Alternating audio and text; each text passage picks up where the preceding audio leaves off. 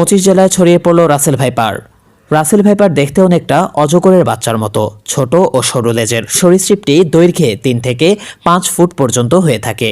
মাথা চ্যাপ্টা, ত্রিভুজাকার এবং ঘাড় থেকে আলাদা। শরীর জুড়ে অনেকটা চাঁদের মতো গাঢ় বাদামি গোল গোল দাগ।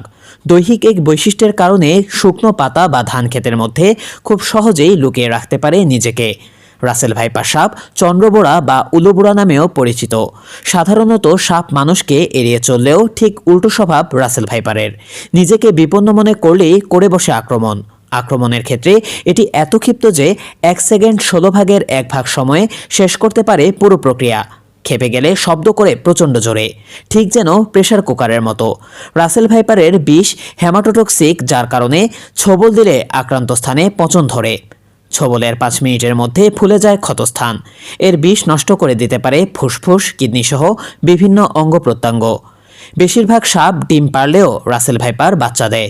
গর্ভধারণ শেষে স্ত্রী রাসেল ভাইপার সাধারণত 20 থেকে 40টি বাচ্চা দেয়, তবে 80টি পর্যন্ত বাচ্চা দেওয়ার রেকর্ড আছে।